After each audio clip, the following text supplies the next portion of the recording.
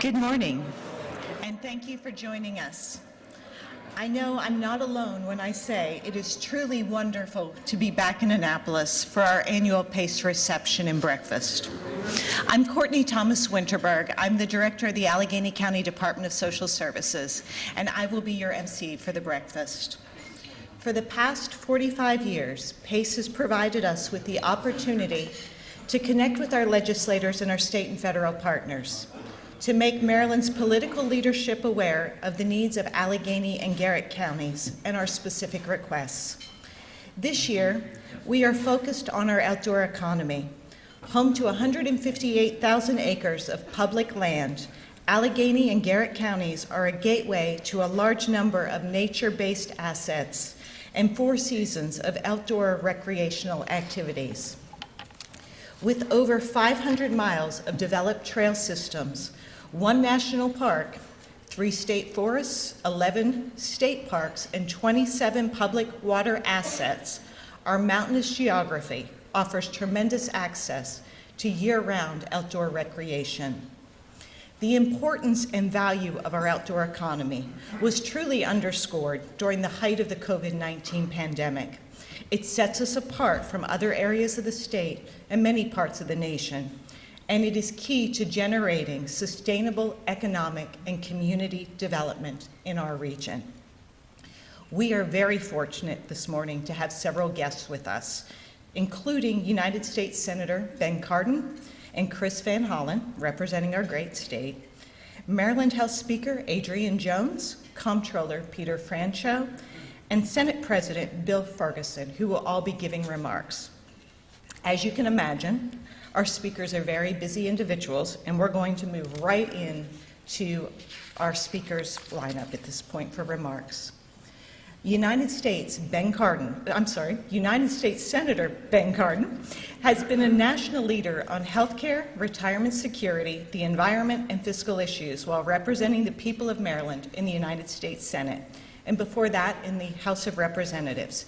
He's worked across party lines to further U.S. national security and to ensure that good governance, transparency, and respect for human rights are integrated into American foreign policy efforts. Senator Cardin currently serves as the chair of the Small Business and Entrepreneurship Committee, which is one of the forefront to rebuilding our economy. He's a senior member of the Senate Foreign Relations, Finance, Environment, and Public Works Committees.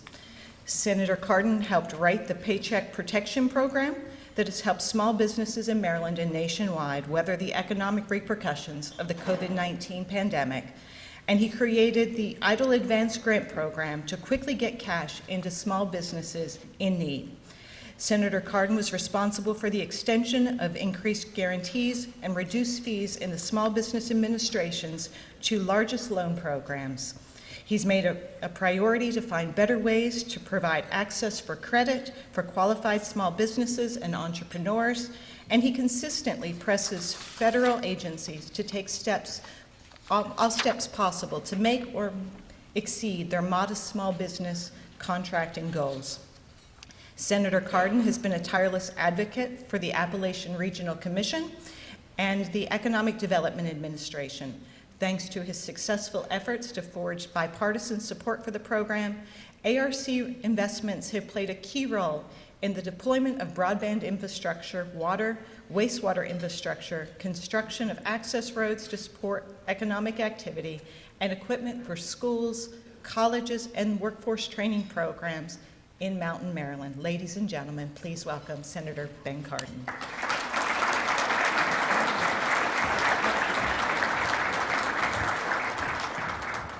Courtney, thank you so much for that very generous introduction. It is great to see you all. It's great to be here. It's great to get away from the Zooms and the WebExes and just to be able to be in person. This is exciting. I even could recognize some people without your masks. It's good. I want to first acknowledge Congressman Trone, who will not be able to be here because of an issue. He wanted me to make sure that I extended his apologies for not being here and his best wishes for you returning in person for PACE. I know that my colleague, Senator Van Hollen, is here. The two of us, we see each other. So, but we don't see each other in Annapolis. It's the first time we've seen each other outside of D.C. for a long time. So it really is great to be here. Let me, if I might first acknowledge Senator Edwards. George has been a friend of mine for a long time. I think he's one of the few members of the General Assembly that was here when I was here, so it shows you how long he's been in the General Assembly. But he has been a great leader for Mountain, Maryland for so many years. I know he's going to be moving on doing different things in the next year, but George, thank you for your commitment to public service. You're an inspiration to all of us. Thank you.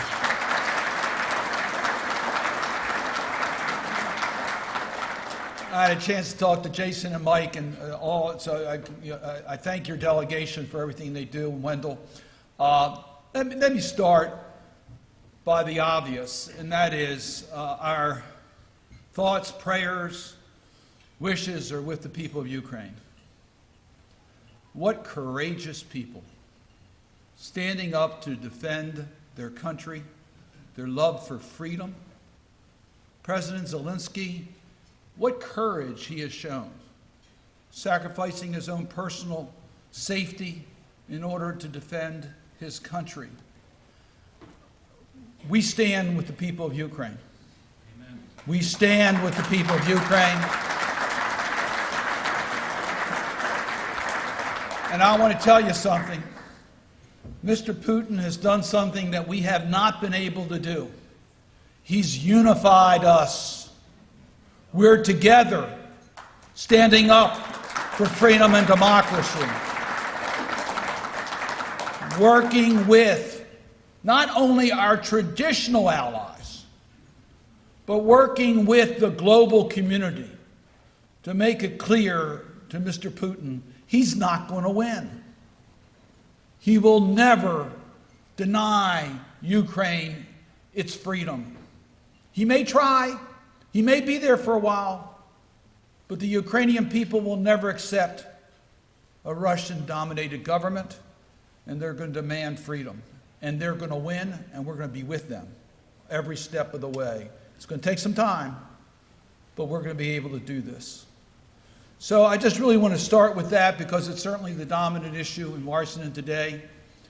We recognize we have other issues that we have to deal with. The President's State of the Union address, I think, outlined two important issues. We got to get past the COVID virus, and we are. We're here without masks. We are proud of what we've been able to accomplish in getting people vaccinated, therapeutic drugs, testing, and the list goes on and on and on. And we're going to take steps in the next several weeks to make sure that we have the resources to deal with whatever comes next so that we can protect the public health of the people of this country. And then we have to deal with the economic realities that we confront today. We did a lot during the Trump and Biden administrations to make sure we could get through this coronavirus and keep our economy afloat. And we did that. I chair the Small Business Committee. We have $1 trillion of relief, over $1 trillion of relief we gave to small businesses. It kept many afloat that would not be here today but for what we were able to do. And I've talked to small business owners throughout the state, including in Western Maryland. that have told me their doors would not be open today but for the help they got from the federal government. We kept our economy afloat. And during 2021, we created millions of new jobs in America. So our economy not only survived, but thrived during the coronavirus. But we have challenges today that we have to deal with. The average cost to a family in Western Maryland in this country is rising faster than they can comfortably afford. We have to deal with those cost centers that are affecting the standard of living of people in our community. So we are focused on bringing down the cost in several ways. Yes, we have to deal with the realities of supply chain challenges. Try to find microchips today, which are critically important to the manufacturing of automobiles and so many other electronic equipment. We don't produce enough microchips in the United States. We're dependent upon foreign sources, many of which are located in autocratic countries that are not reliable. We got to produce what we need here in America, and we are committed to doing that. So there's legislation that has passed the Senate and passed the House dealing with innovation, supply chain, made in America, and we're going to get that to President Biden for signature in the next couple of weeks. That will help in dealing with the supply chain challenges we have in cost. But we got to do more than that. We got to bring down the cost of prescription drugs here in America. We've been talking about it for a long time. We got to deal with healthcare costs. We got to deal with affordable housing. We don't have enough affordable housing. We're 6 million short in affordable housing in this country. We got to deal with that. Energy costs. We got to deal with the cost of energy so it's reasonable. Having our own sources. We should not be importing one drop of oil from Russia. We should have our own domestic supply sources. So these are things that we can do to help bring down costs. So let me get local for a moment, if I might. One of the ways that we increase the standard of living is through economic opportunity. And for Mountain Maryland, economic opportunity comes in the form of what we do for transportation to make it easier for people to get around in Western Maryland and get to and from Western Maryland. And what do we do to promote tourism and the economies of the western part of our state? So we passed a bipartisan infrastructure bill, $1.2 trillion. For the state of Maryland, it's over $6 billion. $4.1 billion in roads and highways. I'm particularly proud of this because I chaired the infrastructure subcommittee, and the framework of this bill came out of our committee and passed our Environment and Public Works Committee by unanimous vote. But those funds will provide the wherewithal so that decisions can be made by the state and counties in Maryland to advance many of the critical infrastructure projects. We had a hearing on it this past week. We have put $1.2 billion into the Appalachia Development Highway System. And it is there because of the joint work of Senator Capito, the ranking Republican member of the Environment and Public Works Committee, and the work that I did on the committee. We wanted to make sure that we fully fund the Appalachia Highway System. Now, the Carter N was funded this past year, and we're going to make sure that we complete all the projects that are necessary. But we have other areas of interest for the western part of our state. We have the TAP program, Transportation Alternative Program, that you all can direct where those funds are being used, was substantially increased. And we are using some of those funds in regards to the Cumberland redevelopment project. We are using money in regards to broadband coming out of the infrastructure package. And I just really want to underscore how our federal delegation worked to make sure that these programs would work for all of Maryland, including the western part of our state. Senator Van Hollen played a critical part in these bills in his role in regards on the committee that has jurisdiction over a significant part of the infrastructure bill, as well as his work on the Appropriations Committee. And we hope that within the next 10 days, we're going to pass the omnibus appropriation bill that will actually fund these programs. And Senator Van Hollen is one of the leaders on the Appropriations Committee to make sure that we get the funding, not just the bills passed, so that the funds will flow through the state and you can move forward on these projects. Included in the infrastructure bill is broadband, and broadband is critically important for the western part of our state. We have money in the infrastructure bill, we have money in the ARC programs to deal with broadband. We are advancing to make sure that every house has access to affordable quality internet, high-speed internet.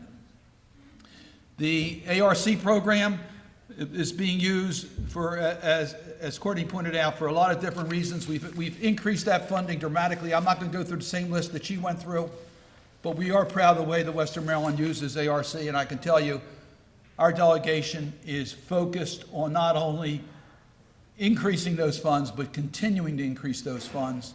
We'll work with you to make sure that is accomplished. Let me talk just very briefly about recreation and tourism. As a frequent visitor to CNO, I've been on there many times. Canal Place, we have working with the Army Corps to make sure that's a reality. Robin Somerville makes sure that I focus on that every day. Thank you, Robin, for all your work in our office. You couldn't have a stronger advocate for Mountain Maryland. He's supposed to be on my team. I think he's on your team, but we're on the same team. So thank you, Robin, for everything that you do.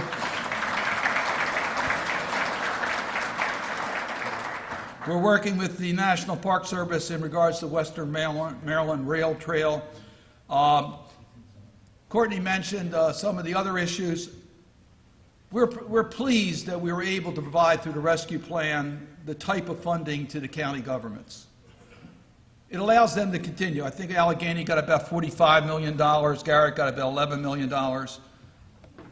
It's Team Maryland. We're all in this together.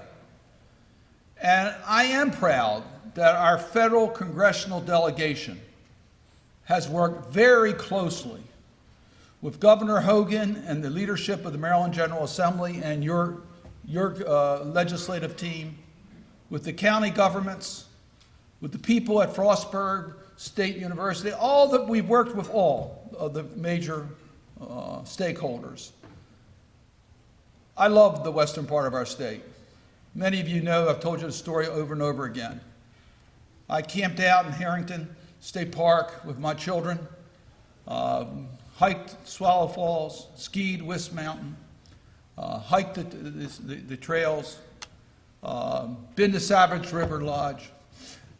It's a gem, but we got to make sure that you have a bright future. And that means we all have to work together to preserve the uniqueness of Mountain Maryland, but make sure there's economic opportunity for your future. I am committed, working with Senator Van Hollen and Congressman Trone and your federal team, to make sure you have a strong federal partnership in accomplishing those objectives. It's an honor to represent you in the United States Senate. Thank you for returning to Annapolis in person, and I look forward to many, many more years.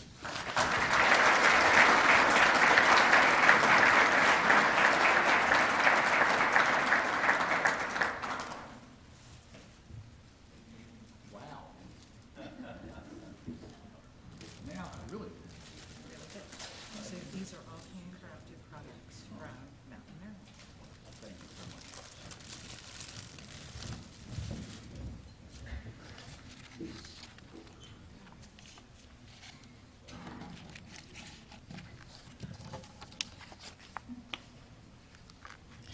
Thank you, Senator Cardin. Before we invite our next speaker to the podium, I would like to acknowledge some of our local elected officials who have joined us this morning, beginning with our Western Maryland delegation who represents us here in Annapolis. Delegate Mike McKay. Delegate Jason Buckle. and Senator George Edwards. Unfortunately, Delegate Beitzel is not able to join us this morning. Elected to the United States Senate by the people of Maryland in November of 2016, Chris Van Hollen is committed to fighting every day to ensure that our state and our country live up to the full promise of equal rights, equal justice, and equal opportunity. Senator Van Hollen believes that every child deserves the opportunity to pursue their dreams and benefit from a quality education, and that anyone willing to work hard should be able to find a good job. That's why his top priorities include creating more and better jobs, strengthening small businesses, and increasing educational and job training opportunities for individuals of all ages in every community. Senator Van Hollen started his time in public service as a member of the Maryland State Legislature, where he became known as a tenacious advocate for everyday Marylanders and as someone who was unafraid to take on the powerful special interests on behalf of working people.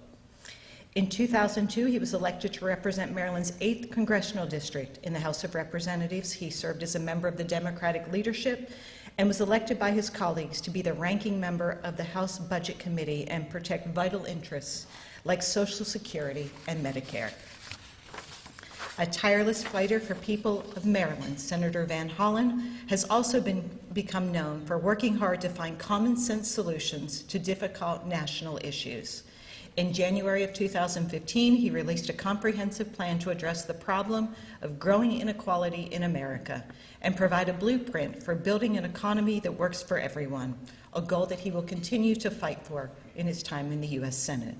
Senator Van Hollen is proud to have worked successfully with members of both parties to pass bipartisan legislation whenever possible on issues of common concern, including expanding medical research, protecting the Chesapeake Bay, fighting childhood cancer, and passing the ABLE Act to assist families with children with disabilities. We are very pleased to have U.S. Senator Van Hollen join us this morning.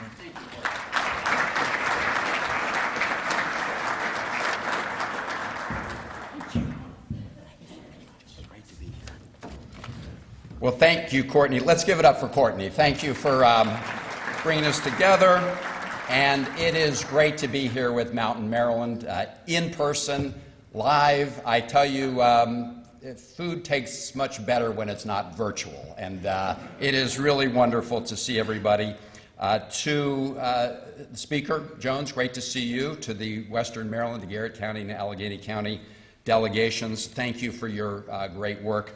To George Edwards, let me just salute you for your dedicated public service for a long period of time. I remember when I was elected to the House of Delegates back in 1990, I introduced a bill that had an impact on Western Maryland, and George came over to me and said, can I talk to you? And I said, sure, of course. So here's the challenge with this bill. I got this problem with this bill. We worked together, we resolved it, and it was a bill, George, you may remember, dealing with the outdoors in Western Maryland. Ladies and gentlemen, if we can just again thank George Edwards for his great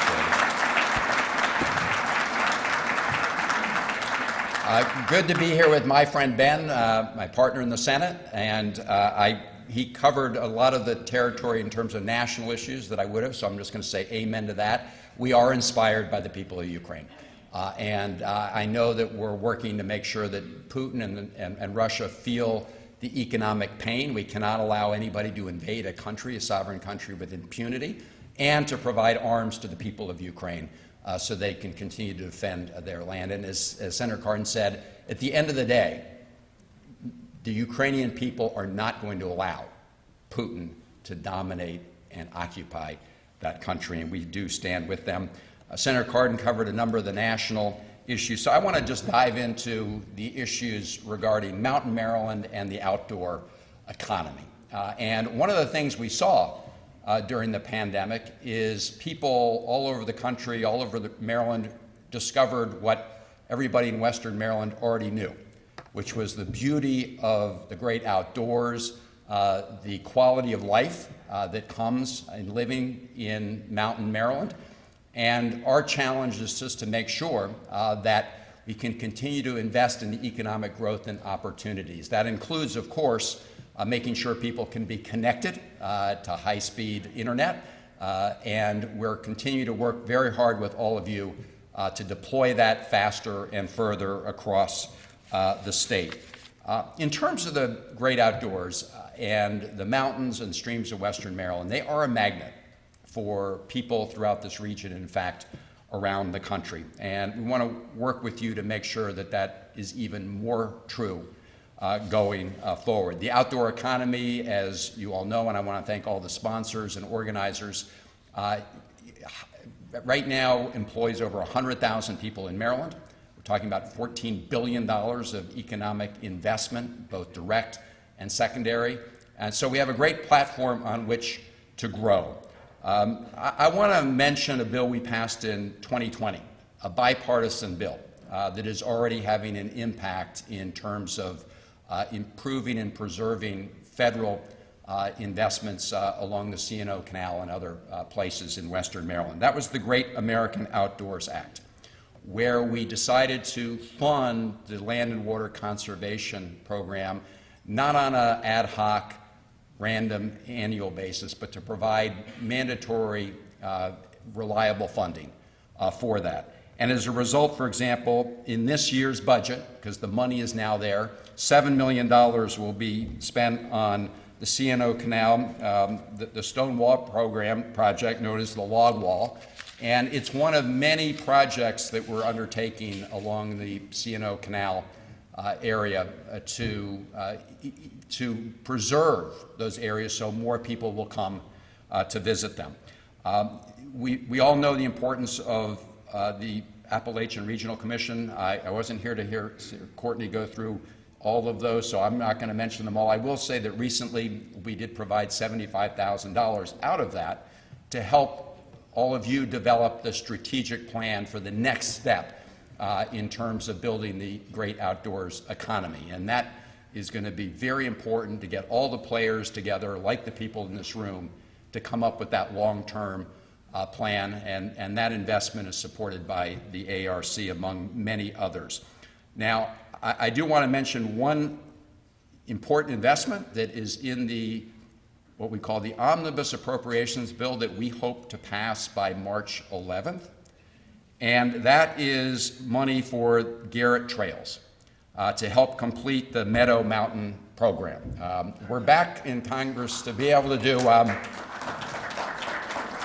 what are sometimes known as earmarks. Some people think that's a dirty word. I happen to think, Congress should exercise its power of the purse, and that many of us know what some of the priorities in our states are when we work with people like all of you in this room. That is a very important program. And as of right now, we have $975,000 in the bill. But as Yogi Berra said, it's very true of Congress. It ain't over till it's over. But the good news is we've advanced that project this far. We're hoping to get that $970,000 over the finish line for the Meadow Mountain Trail.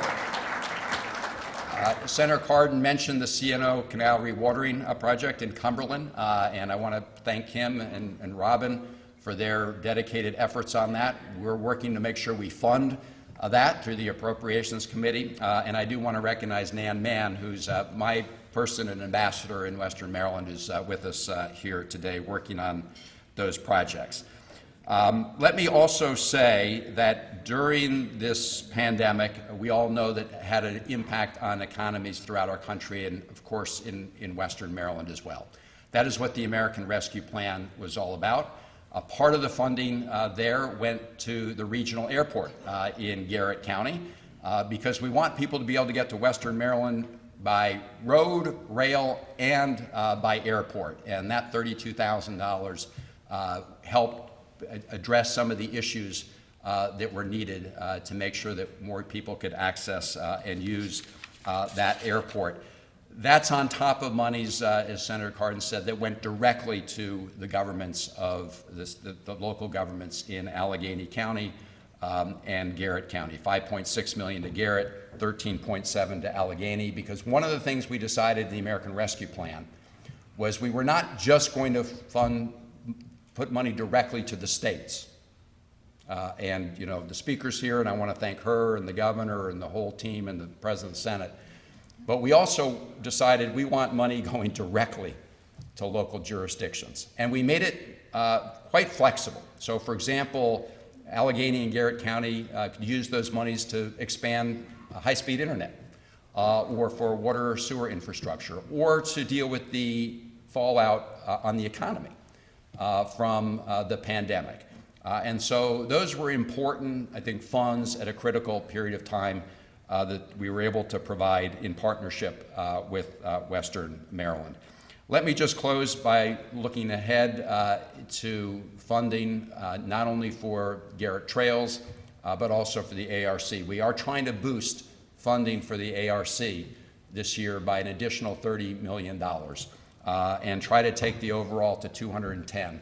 As you know, that is a very powerful tool and instrument for economic development in the Appalachian area, and it's a good process, and we look forward to continue to work with you to make sure that Garrett County and Allegheny County continue to receive their fair share of those funds.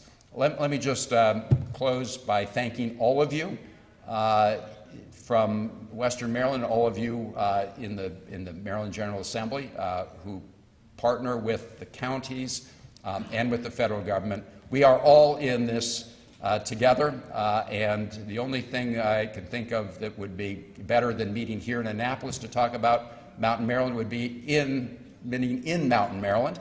And this is the last thing I'm going to say. I've said this last time I was here live. I may not be the world's best fisherman, but I'm a pretty good fisherman. Please stock Deep Creek Lake with more fish. I can assure you more people will come up there and fish there. Thank you all, and God bless you.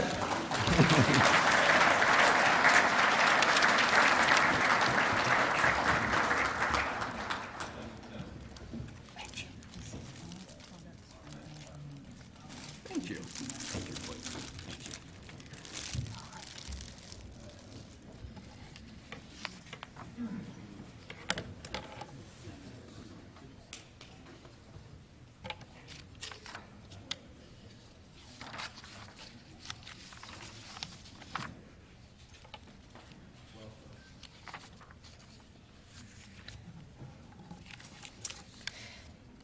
Just under 400 individuals have joined us over the last 2 days, and inclusive of that is a number of delegates and state senators from around the state of Maryland.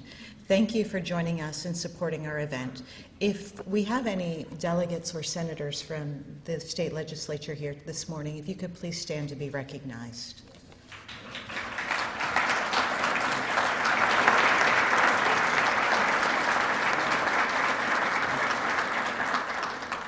We also welcome members of the Governor's Cabinet who have been with us over the last 2 days. Could you also please stand to be recognized?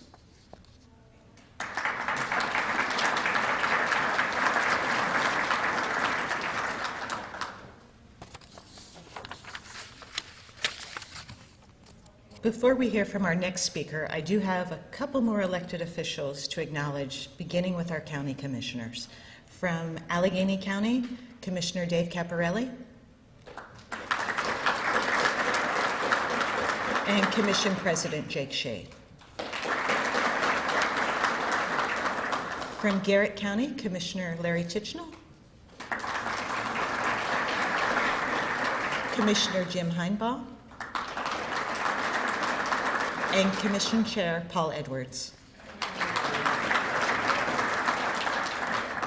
I would also like to ask any other local elected official from Allegheny and Garrett counties to please stand to be recognized.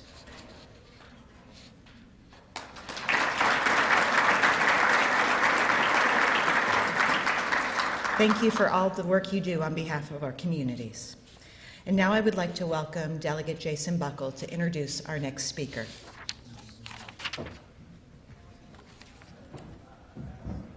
That's okay. Thank you, Courtney. Thank you all so much for being here. I'm going to be very brief. I did want to take 1 second and do something I won't get a chance to do. Everybody else has done it, and I feel it's very important. Today will be the last PACE breakfast officially for Senator George Edwards. I'd say the same thing about Wendell Beitzel if he was here, but unfortunately he couldn't be with us this morning.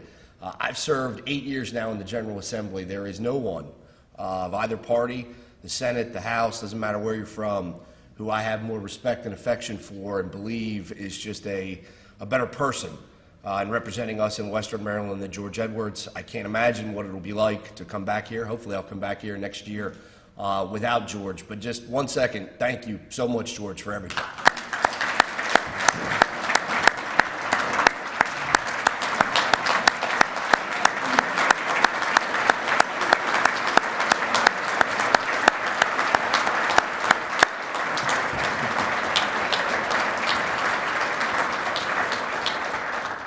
And so I do have the brief pleasure of introducing someone who I think is very similar to George in her character and her devotion to her community and the state. Speaker Adrienne Jones is from Baltimore County, but she's doesn't limit herself to Baltimore County. I think she cares and believes in the rest of the state and works hard to represent and try to do what's best for all of us. Speaker Jones is the first woman and the first African American speaker in Maryland history. And we believed in the House of Delegates that she both deserved the honor of that distinction and that she earns every day and represents herself with the responsibility of that distinction. I serve as the House Minority Leader, so I'm the Republican leader. Technically, we're on other sides of the aisle, but we have and continue to develop a wonderful relationship because she is a fair and honest and decent and reasonable person, and we need a lot more of that in politics today. So Speaker Jones, I know, has been to Western Maryland many times. I know she's probably participated in PACE before she was Speaker, but I think this is the first time that she's ever been here as Speaker and probably the first time that you'll ever get an opportunity to address you. So without further ado, I'd like to bring up my friend, Speaker Adrienne Jones.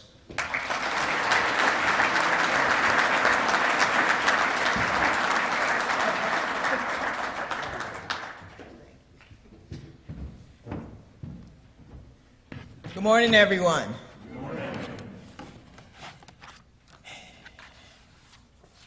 It's great to see you all again in person. Session in Annapolis isn't the same without a PACE event. When I was first appointed to the House in 1997, George Edwards was on the same committee I was, and now Controller Francho, Appropriations. Cass Taylor was our speaker, and the chair at the time was Pete Rawlings from Baltimore City. And we would hold retreats up in Rocky Gap. I went on, later on, after all this, Wendell also became appropriations when George went from being a delegate to the other side, and he went to become a senator. That's really been one of my favorite parts about serving in the legislature and on appropriations for so many years as the capital budget chair. I really got to learn about the needs and resources in each of our regions. The leaders of Garrett and Allegheny counties have always been an important part of our appropriations process. Speaking of leaders, I want to take a moment to thank Minority Leader Buckle for his partnership in the House. Oh, I forgot. You were also on continue to be on appropriation, so we greatly appreciate you as well. Because it seemed like Allegheny, if you're on appropriation, you got to have somebody from that section of the town. Amen.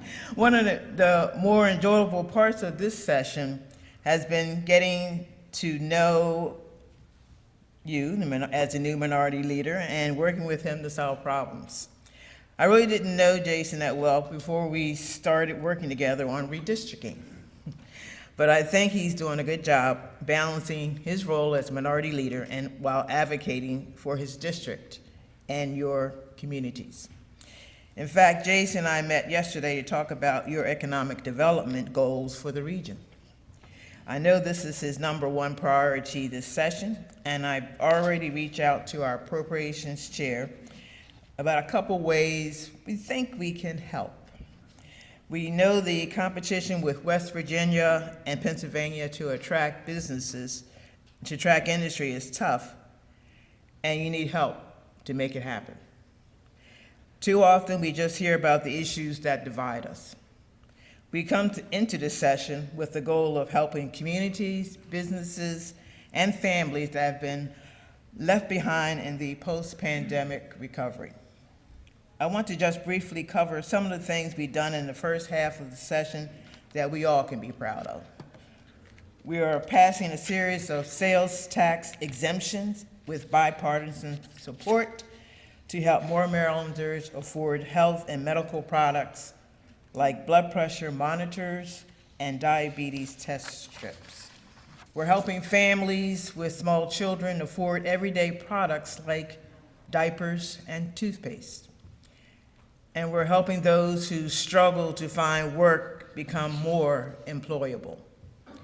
Together, this package will help Maryland families and seniors afford some of the basic necessities that they rely on each month. We will continue to look for options to combat inflation this session.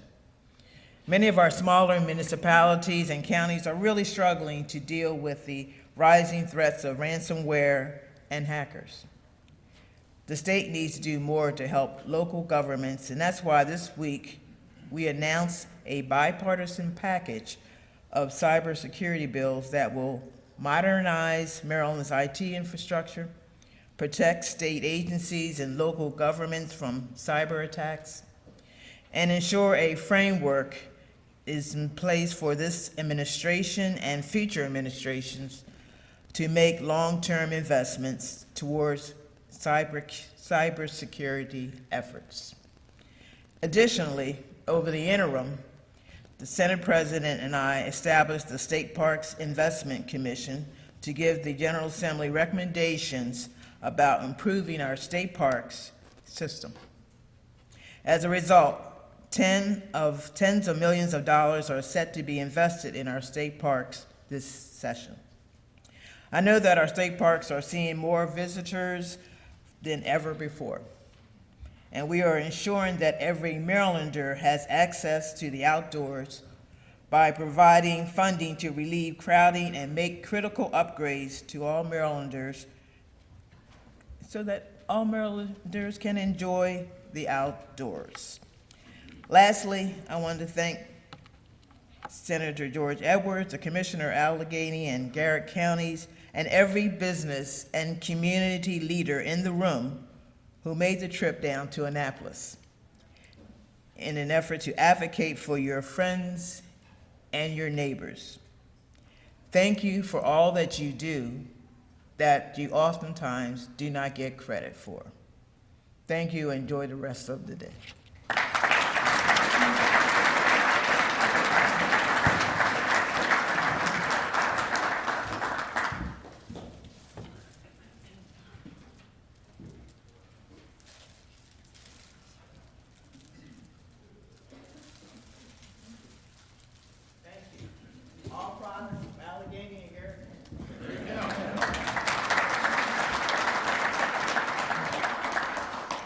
Thank you, Speaker Jones. We hope to see you back in the next coming years.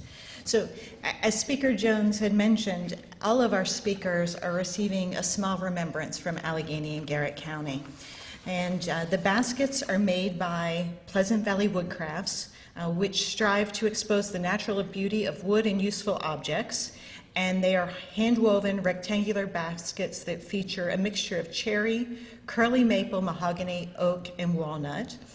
And in those baskets are maple syrup from the Shinholt family's farm, S&S Maple Camp, in Allegheny County. They own 526 acres of sugar maple trees, and they have produced these trees and the maple syrup since the 1800s. We also have honey in those baskets. Bearded Bee Apiaries produce pure raw wildflower honey in 6 different locations across Western Maryland, and the Taylor family wants to improve the quality of local farms to increase healthy honeybee populations and provide amazing products for customers. And then a perennial favorite, and as the PACE Committee was delivering bags to the legislature earlier this week, is apple butter. So our community is known for apple butter, and the apple butter this year is provided by the Castleman Inn, which has been along the National Historic Road since 1842, and it's recognized for their home-cooked meals and baked goods and specialties such as apple butter. So we hope all of our speakers enjoy those gifts. In addition to last evening's reception and this morning's breakfast, our county and local towns and municipalities have had a series of meetings both preceding and following the official PACE events.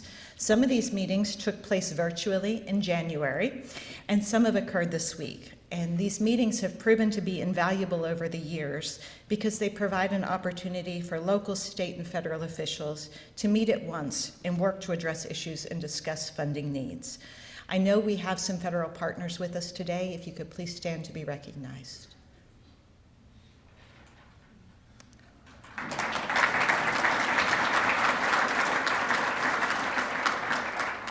Thank you for joining us.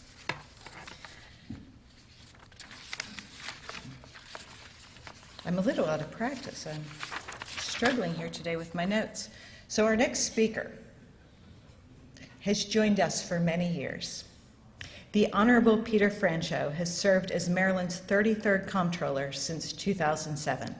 First elected to his current post in 2006, Comptroller Franchot has been re-elected 3 times, most recently in 2018, during which he received 1.6 million votes, the highest number of votes cast for any candidate for state government office in Maryland history.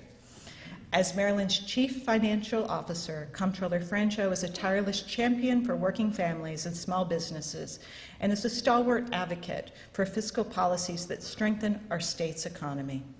As Chief Executive Officer of a 1,100-person state agency, Comptroller Franchot is focused on delivering respectful, responsive, and results-oriented taxpayer service, and the Maryland Comptroller's Office, under his leadership, is considered one of the most effective and efficient comptroller's offices in the nation. The Constitution and the laws of Maryland also charge Comptroller Franchot with other critical duties, including serving as the state's paymaster, chair of the State Retirement Agency's Board of Trustees, and chair of the Board of Revenue Estimates.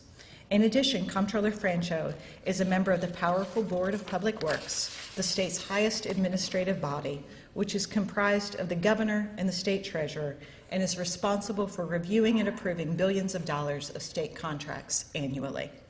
Prior to his election to statewide office, Comptroller Franchot served 20 years in the House of Delegates representing the residents of Montgomery County. And as a delegate, he served on the House Appropriations Committee and chaired its Transportation and Environmental Subcommittee throughout his legislative career. Comptroller Franchot has been a strong advocate for education, healthcare, transportation, and environmental protection initiatives. Comptroller Franchot is a welcome and familiar guest at the PACE breakfast. Ladies and gentlemen, please welcome back Comptroller Franchot.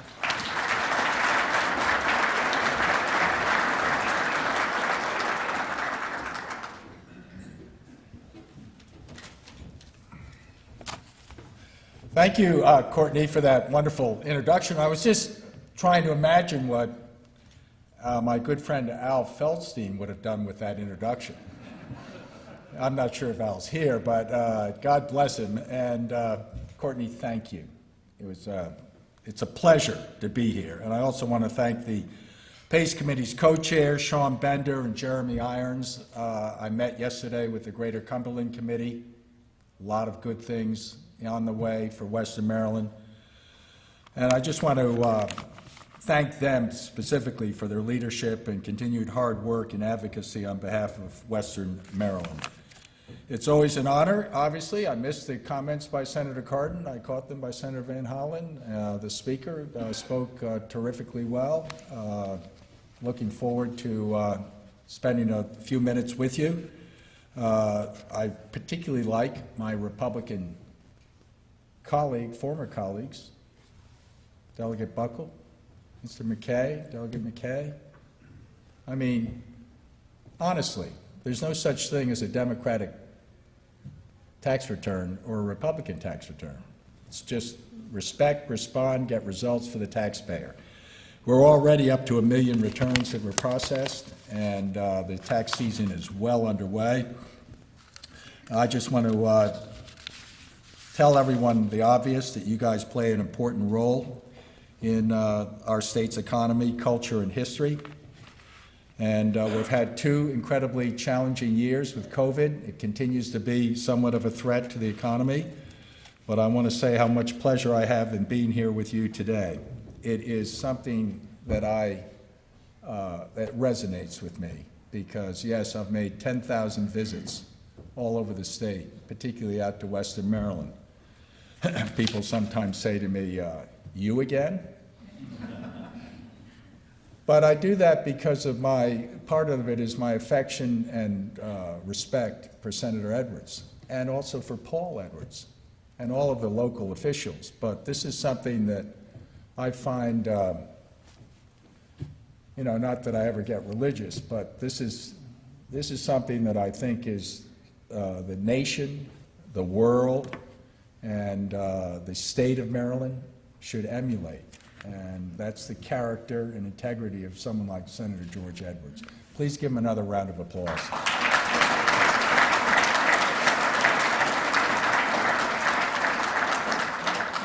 So, you've been an inspiring leader, everyone here. I'm really thankful not only for your tireless work, but for the continued partnership with your region, our region, and the state of Maryland. I'm proud to be a strong ally and a loyal friend. I have always had your back. The pandemic robbed us of many things. My regular visits out to Western Maryland were affected. You see, Senate President Bill Ferguson is joining us.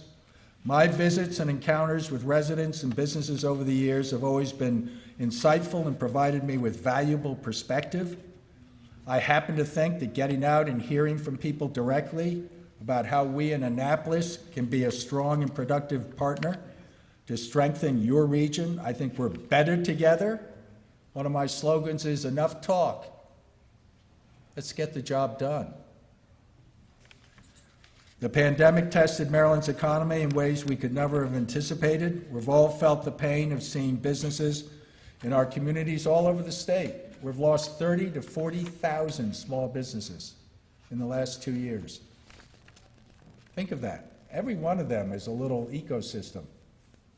Their own customers, their own employees, their own place in the community.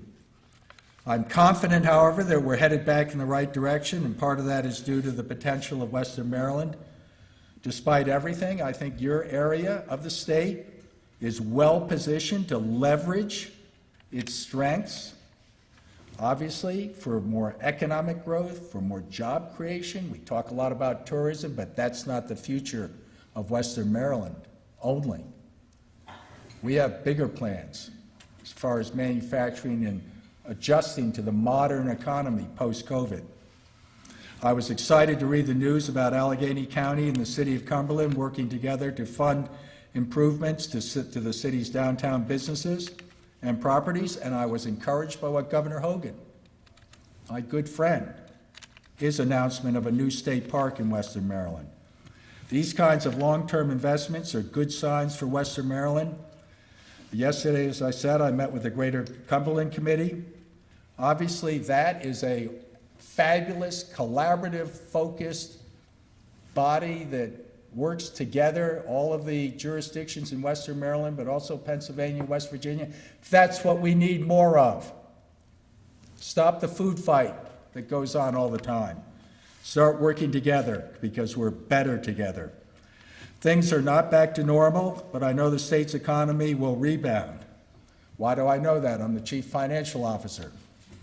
$6 billion surplus, largest in the state's history. I reported it 6 weeks ago.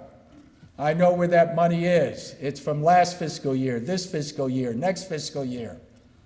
It is a historic, large, one-time only, fabulous windfall for the state of Maryland, and it shows what strong economic bones the state has despite COVID.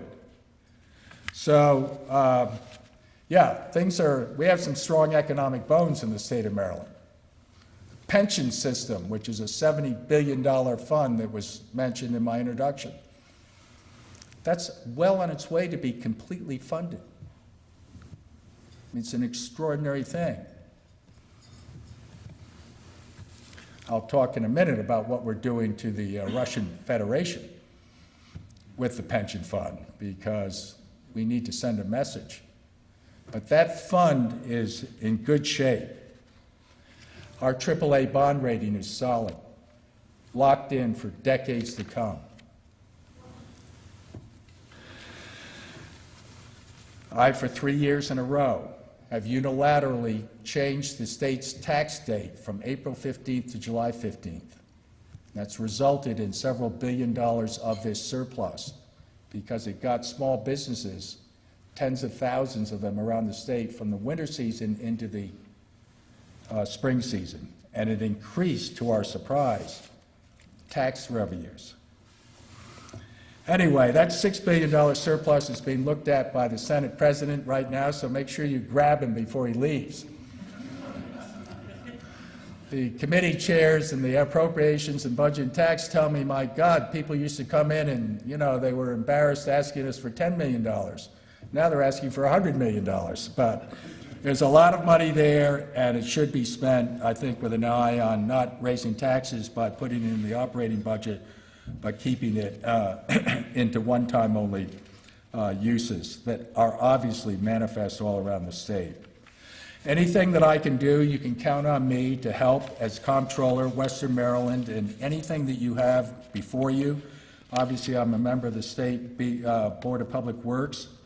I look forward to traveling to Western Maryland and recognizing the culture and economy and history of the hard-working people, the entrepreneurial genius, and the storied communities that continue to make Maryland such a great place to live, work, and raise a family. I continue to appreciate your friendship, partnership, and commitment to Mountain Maryland, and I would like to fight with you for Western Maryland and ensure that your voice is heard loud and clear. The only thing silent about Francho is the T at the end of my name. So feel free to come on down and tell me your issues. And I just want to do something a little bit off script because, we're facing something over in Ukraine which is an unbelievable travesty. Innocent men, women, and children are being killed by an onslaught of the military, attacking the Russian military, attacking citizens.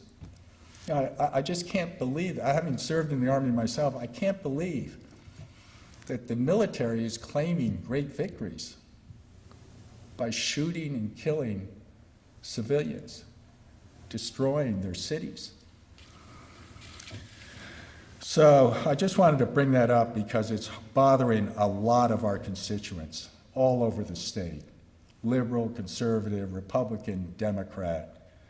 Nobody likes to see what's happening in the Ukraine right now. And I want to compliment the legislature and the governor for having Maryland stand behind Ukraine. And I want us to just focus on them for a minute. I've announced as the chair of the board, we're going to have an emergency meeting of the Board of Trustees. We're going to divest everything from the $70 billion pension fund that we have. But I'm also meeting with the Department of Justice, U.S. Attorney, and others, because we're going to track down not just the Russian oligarchs, we're going to track down all of the money that the Russian Federation has invested in the state of Maryland. That's all of the law firms, all of the consulting groups, all of the real estate, all of the this and the that. And we're going to hit them where it really hurts them, in their wallets and their pocketbooks. And we're not going to let this go unanswered. And I just want to say how much I appreciate the outpouring of support by the Maryland public. And I'm suggesting to the legislature that they establish a tax credit where that money can be collected by the state of Maryland, tens of millions of dollars if our citizens choose to take advantage of a tax credit, that we can contribute as a humanitarian gesture to the citizens of Ukraine. And thank you.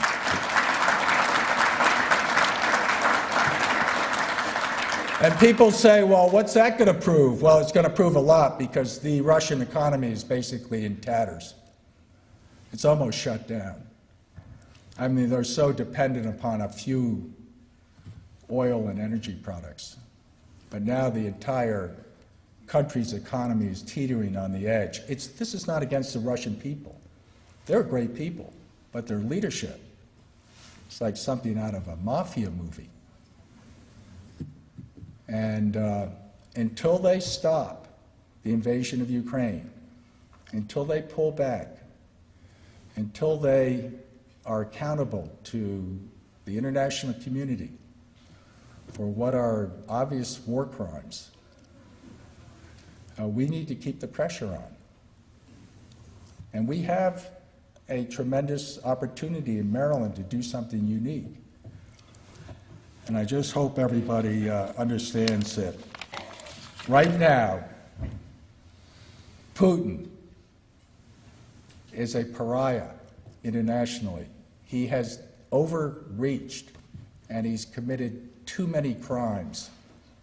And as a result, the Russian Federation, they're great people, but they're going to be a pariah state. They're going to be like North Korea. And it is so helpful and important to the people of Ukraine if we can stand with them and say something forcefully. I know we can't send our military over, apparently. But having been in the Army, I would easily join up again if I could go over there. That's okay, but we can hit them where it hurts economically. Thank you very much for letting me go on that point. I see the Senate President here.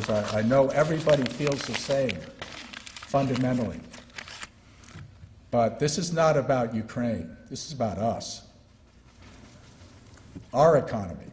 We're strong. Our economic bones are unbelievable. The Russian Federation right now is really hanging by a thread, their economy. And I think we should apply pressure to it. Thank you all very much. I appreciate it.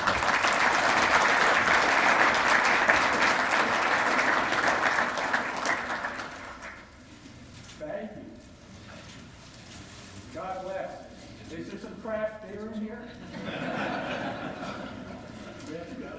A suggestion for next year. Yeah. Thank you, guys. I appreciate it. Thank you, Comptroller Franchot. So earlier this election season, Delegate Wendell Beitzel and Senator George Edwards announced that they would be retiring and not seeking re-election.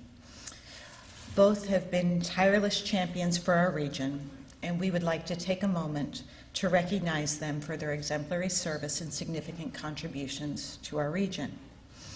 Now, unfortunately, Delegate Beitzel wasn't able to join us today, but I am going to ask our PACE Committee co-chairs, Sean Bender and Jeremy Irons, to please come up on stage because we have a small token of appreciation for you. And they're going to say some remarks, and I'm going to share some remarks, because prior to my current role as the DSS director in Allegheny County, I ran a local nonprofit. And Senator Edwards was often one of the first I called upon when I had a funding issue or a need, or I had a concern about legislation. And he always took the time to meet with me, and I know he did an awful lot of work behind the scenes. So Senator Edwards is one of your representatives that doesn't always get credit for things that happen, but he is very instrumental behind the scenes making things work. And so I know I have always appreciated your leadership, your friendship, and your commitment to the community. And you are definitely going to be missed.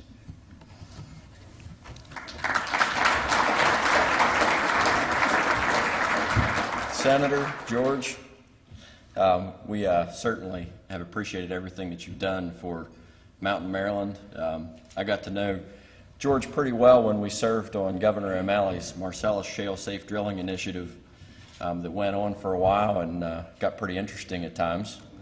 We took a few beatings in the process, but that's part of what I think George has shown all of us, is that it's a process, and I think it's a process that he's done very well at, reaching across the aisle and understanding understanding the other side and trying to navigate that. And it's going to be really big shoes to fill, but George, we certainly appreciate everything you've done for us and wish you the best as you go on from here.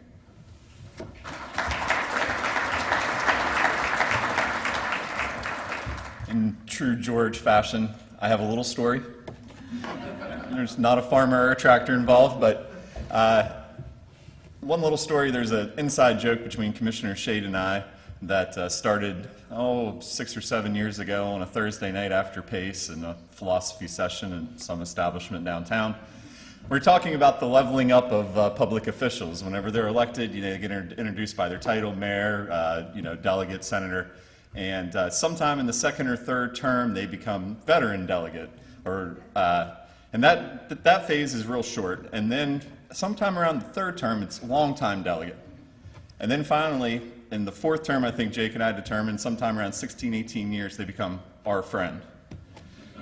And George has been able to be our friend for quite a few years, both in the House and the Senate. And like I said, I won't go long, but I will say Mountain Maryland could not have asked for a better friend. So we appreciate all of your service, and we will definitely miss you.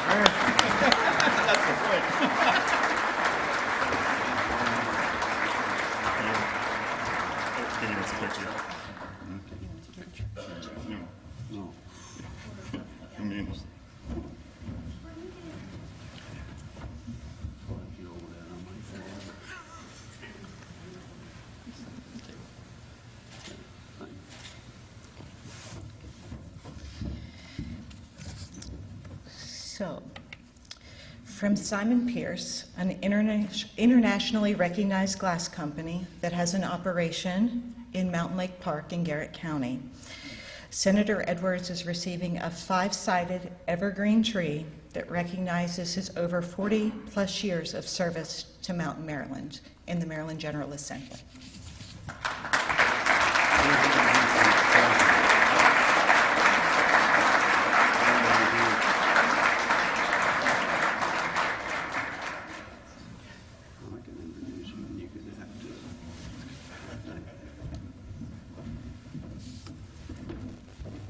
Thank you all very much. Now you're embarrassing me. But usually I'm not lost for words, so I'm really not scheduled to speak. So I'm not going to say a whole lot other than thank you all for your support over, well, if you count all my years in elected office, it's 48 years when you count local, county, and state. And I've gained a lot of friends. I've worked with probably about everybody in here. Appreciate your support. I think we've accomplished quite a bit over those years, and we're not done yet. We got about another month and a week or so here, and we're going to get some more things done for our part of the state to help us move forward into the future. Hopefully I can be active after I get out. So if anybody's looking for a good person for 2 or 3 days a week, give me a call. And we'll do what we can. I love Mountain Maryland. Born and raised there. Love the place, love the people. You're the greatest people in the world, in my opinion. And I've enjoyed working with all of you, and I hope to continue to work with you in the future. So with that, I might get emotional, so I'll kind of stop, but I'm going to partially introduce the next speaker, and Courtney's going to take over from there. But it's my pleasure to introduce the next speaker, who has become a very good friend, young guy, very intelligent, very good at speaking. He got in there, when you're the president of the Senate, you got to stand up here like this by yourself, except you got someone on the right side and someone on the left side kind of whispering in your ear a little bit. But you got to talk fast when the bills come up there. And he, right from day one, rattled it right off. I mean, he can go right through these things.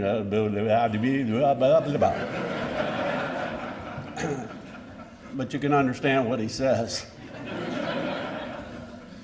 He's a great friend of Mountain Maryland. Matter of fact, he's been to Mountain Maryland probably since January 2 or 3 times with his family, mainly to the west to ski. So he knows our part of the state. He has an open door. I appreciate the fact he'll talk to me anytime I ask him if I can talk to him. Yep, we'll talk. Go on in. He's been very helpful with some issues we've been working on, and hopefully he's going to be very helpful on a big issue we're working on yet to get done. Not putting any pressure on you, President, but so I hope you all give him a real good welcome to Mountain Maryland, and he will be back next year, and hopefully you'll invite him here to speak again. With that, I want to turn it back over to Courtney. Come up here and you can finish your commentary. But I appreciate the friendship of the President. You all, once you get to know him, will appreciate that also. I'll turn it over to you. Thank you very much.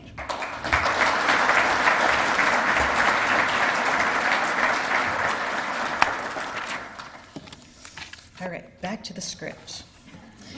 Senator Ferguson was elected to the Maryland State Senate in 2010 to represent Maryland's 46th legislative district. The 46th legislative district is located entirely within Baltimore City, including the neighborhoods of South Baltimore, downtown, near and around the Inner Harbor, and Southeast Baltimore. He first served on the Education, Health, and Environmental Affairs Committee before moving to the Budget and Taxation Committee, where he became Vice Chair of the committee and Chair of the Education, Business, and Administrative Subcommittee. In January of 2020, his colleagues unanimously elected him to serve as President of the Maryland Senate, making him the second youngest state Senate President in Maryland history. As Senate President, Bill ensures that he looks out for the needs of all Marylanders and the critical issues facing our state. A lifelong Maryland resident, Bill made Baltimore City his home when he joined Teach for America after graduating from Davidson College. With a double major in political science and economics, and then from 2005 to 2007, he taught U.S. history and U.S. government to 9th and 10th graders in a breakout academy of one of Baltimore's most challenged high schools.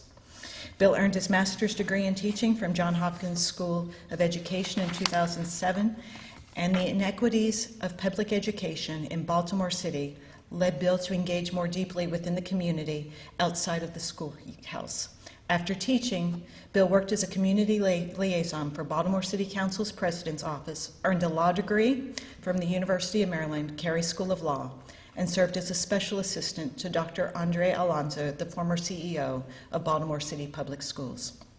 Throughout these pursuits, Bill continually drew from his classroom experiences to find ways to bring new resources and greater attention to the city's educational achievement gap. We are pleased to welcome Senator Ferguson back as Speaker for our breakfast.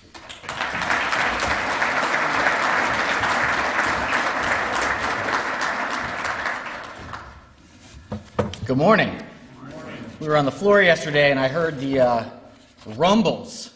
And it was like the rum, rum, rum, rum, rum. I looked down over at Senator Edwards and realized, Mountain Maryland's coming to town. And here we are. It is such a pleasure. It is so wonderful to be here with you all and to have the energy of people coming together and having Mountain Maryland. I know this was not a very short drive. But I know that you do it every year that you can because you understand how much it matters. And I am just so thankful for PACE and everything that it represents and the voice of Mountain Maryland being, up close and personal here in Annapolis. It's funny, the last time that I had the opportunity to be here with you all at PACE was about this week, beginning of March in 2020. I think that was the last gathering that we had, and it was right as there was this idea of a virus coming. Somebody wasn't sure what was happening. It was something in China, maybe there was something in the US, and this was one of the last events that we had publicly before everything ended up a week and a half later, totally the world shutting down. And actually, I don't even know if I've told George this story.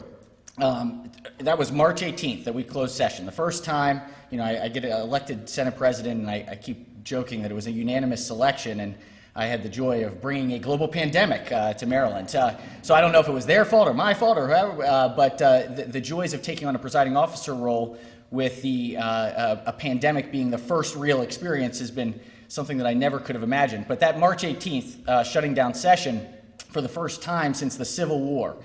So that decision of leading a chamber with a brand new speaker as well, with this global pandemic on the horizon, we had to make this choice. Do we keep going? Do we keep trying? Or do we do what it appears the world is doing? And ultimately, as you all know, we shut the world down and shut the session down on that March 18th. Well, I get home, and the kids we have 2 kids who were then pushed into virtual school. And our immediate thought was, where can we go? We don't want to sit in our house in the city.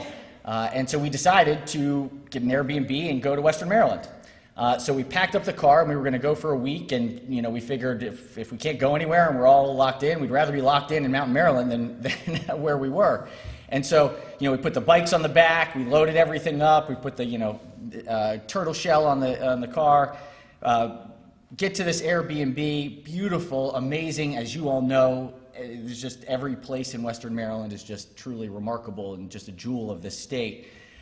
We unpack everything. We unload the entire car. We put everything into the building, into the home that we had rented, and have this wonderful night, cook marshmallows, do all the things, wake up the next morning, and I'm sure each of you can remember this feeling, with the announcement that Governor Hogan was going to be appearing in 30 minutes. And he gets up on the screen and says, the state of Maryland is now going to be on lockdown, and we're asking everyone to stay at their home, shelter in place, and stay where you're going to be. So here I am, the newly elected president of the Senate of Maryland, in Western Maryland, not in my jurisdiction, having bought an Airbnb, and then thinking to myself, what happens if we get pulled over on the road? Am I going to get arrested to going back home? So lo and behold, my COVID story of the lockdown is a Western Maryland story. And there were many days where I sort of thought, maybe we should have just stayed there and they would have extended the rent. We could have spent the whole time there. But I have this deep affinity for Western Maryland, and we go as often as we possibly can. Just in fact, in January, we were there with 4 of our family friends, and it's amazing to see young kids and our children just get to experience and representing the city and living in the city. When they go to Western Maryland, it's like Disney World. This is this beautiful, magical place where, what they are able to do, just running around in the woods and, watching out for the bears, all the joyous things. To see them expand, it's just such an amazing experience, and you all are so blessed with the truly God's earth. It is incredible, and it's such an honor to be able to be in this position to help support Western Maryland. So look, I went on a little too long there, but I just have this deep affinity. Normally for a keynote remarks, the expectation would be that I talk about what's coming with session, and that we would kind of give the highlight issues. I'm sure you've heard a lot of that. I'm sure that you've seen a lot of the big issues. And I did not run this by or ask permission, but when I was asked to speak today, it was very obvious to me about what the topic should and must be. And it's my friend. It's my friend George Edwards, somebody that I truly and deeply admire. And each of you in this room, and I know that he's such a humble individual and feels, it's very hard to be in the spotlight for him, even though he has been in the spotlight in his position for, what is this? This is the 40th year in service, which is just something that is absolutely, truly remarkable. There's a lot about George that he doesn't really say to folks, that he doesn't necessarily, when he is speaking, everybody listens because they know what he's saying really matters. And I was thinking back, as we are here at PACE, what are some of the things that I've learned as we've become friends that really show who he is and what he cares about and what type of man he is? The first and foremost, none of this is possible without loved ones around us. It is our spouses and children that often bear the brunt. We get the joys of doing fun, exciting, incredible things, but it's our families in elected office that often are the the ones that have the biggest burdens to bear with a loved one in service. And many of you all know George's wife. They've been together for 55 years. 55 years. And he would say from the very beginning that there is no way he could have done this if his wife had not been there by his side and helped raise their children. But I love when asked, well, what do you think about his retirement? And you all have learned to live with 55 years and 40 years in service, and he would come to Annapolis and back, and her response, it's amazing. So it's not just the 2 to 3 days a week for keep George busy, but she said, he better find something to do because he's not going to just sit around our kitchen. So that is the sign of true love right there. But, as throughout that period, as they were married and lived together and George was serving Western Maryland, many people don't know that he would, when his daughters were playing basketball, would drive 184 miles. If it was Kristen, who was, when she was in high school, she was a world-class basketball player. And when those high school basketball games, which would start, 7:30 at night, George would leave Annapolis, drive 184 miles just to make sure that he could make it to that game. And he would wake up at 4 a.m. the next morning so that he could get back to session before we would start at 10 o'clock. That is absolutely incredible. It is so symbolic of who this man is and how he has represented Western Maryland and the entire state of Maryland throughout this duration. Many of you all know he's born and bred, was at Fairmount State College, was the NAIA Football All-American, which is pretty apparent. I mean, towers over everyone. And there's always a moment where I think, I just hope he doesn't deck me one day. And of course, was drafted by the Colts right at the cusp, almost there. And I think a lot of us are glad that maybe he didn't make it because we got to spend our time here together. He was first sworn into office in January of 1983. And I think about that because 3 months later, I was born. On the official side, we have, it's very easy, especially in the political climate today, which is so unbelievably frustrating, but, it's so easy to see the world as right and left and Republican and Democrat. In the Senate of Maryland, we try to take a different approach. We fundamentally believe that we are first and foremost representatives of the state of Maryland. We are, the institution of the Senate is about the people of Maryland, regardless of political party, regardless of their ideology, race, creed, color. We are there to serve the people. And it's for this reason that in my leadership team, in the naming of standing committee chairs, George Edwards serves as the chairman of one of our standing committees, of our Joint Committee on Ethics. And the reason that this unbelievably important committee is chaired by my friend George is because no one can question the decisions that he makes. And something like ethics, where there are tough calls at times and things can be gray, if George comes down a certain way, everyone says, that's probably right. And that matters so much in this business where institutions are under threat. It is people like George who symbolize the best of what public service can be. The most interesting, probably sort of personal story, when I first got to the session, to the legislature in 2010, I wanted to try and meet with each of the members in their own districts to try and get a better sense of what it would be like and what it would look like.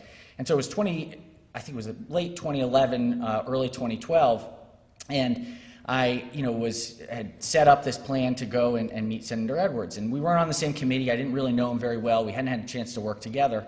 But it was a long drive, and so I wanted to make sure that I scheduled it out weeks in advance. I drive out there, and how many of you all have been to the office in Cumberland, the district office in Cumberland? A fair number of you all have been there. Well, from Baltimore, it's about a 2 hour and 45-minute drive. I pull up, I get there, walk near the train station, and everything is locked. I think, all right, well, maybe I went to the wrong spot, and I'm calling the home, I'm calling his office. Turns out my scheduler sent me there on the wrong day. So George gives me a call saying, I am so sorry, whatever you want to do, I will come and meet you wherever you'd like to go.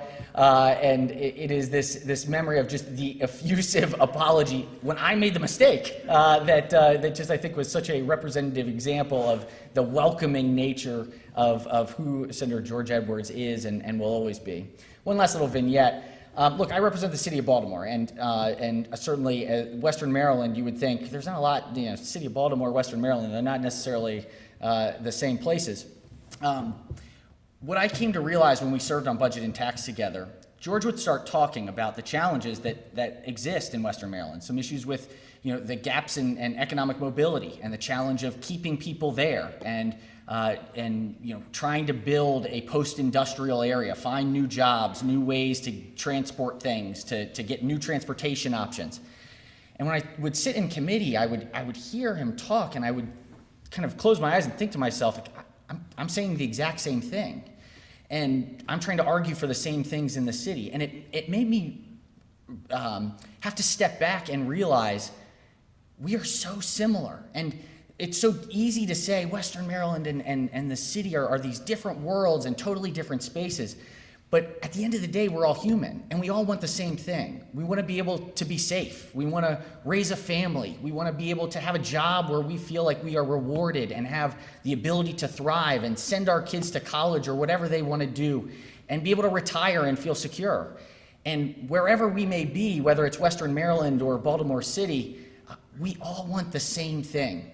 And it was my relationship with George that has deeply and profoundly changed how I view this work and what we do as a General Assembly, as the Senate of Maryland.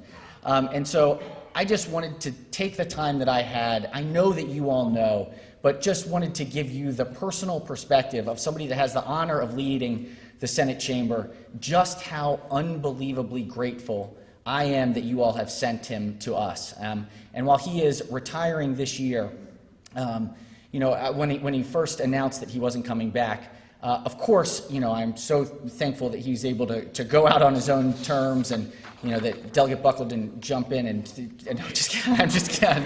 That was the right. But that's right. No, it's just. But I'm also sad. I'm sad because Senator Edwards, not just because of the snow report that we will soon be getting and all of the updates.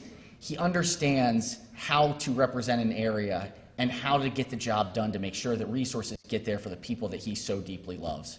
And he is everything that is right when it comes to public service and is the exemplar. I heard him say something at some point in time, and I couldn't remember when exactly it was, but I would ask you this.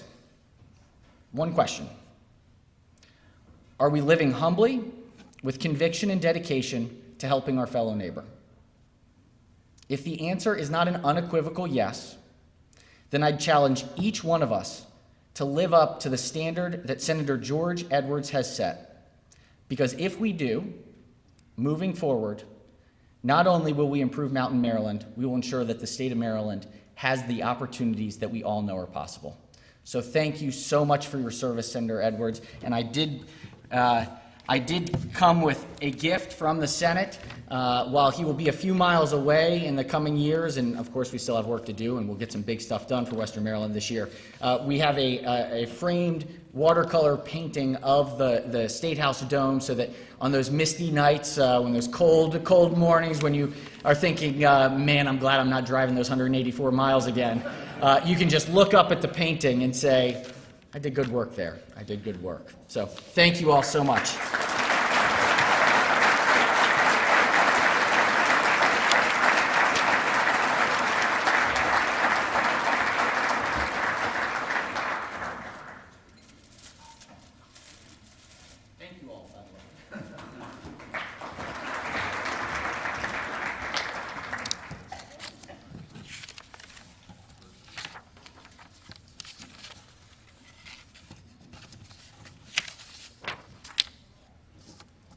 Thank you, Senator Ferguson.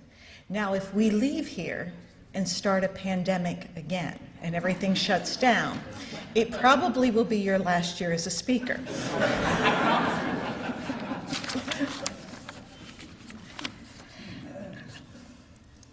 We are winding down in our program, and I appreciate everyone's time here this morning.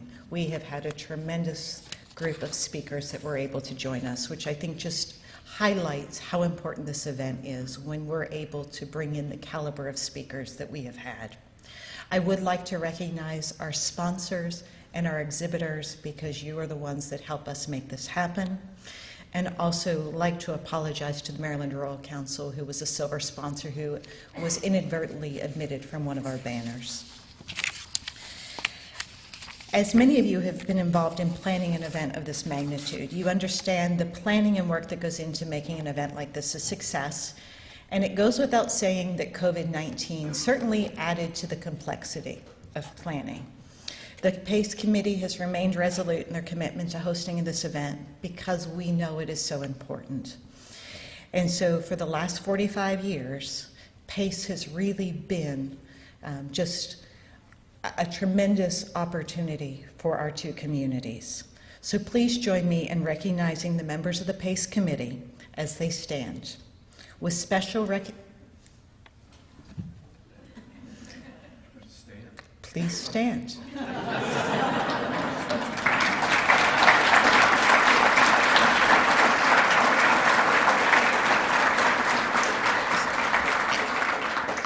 And these three are very shy, but special recognition does need to go to our co-chairs, Jeremy Irons from the Belt Group, Sean Bender from Beitzel Corporation, and Katie Kenny.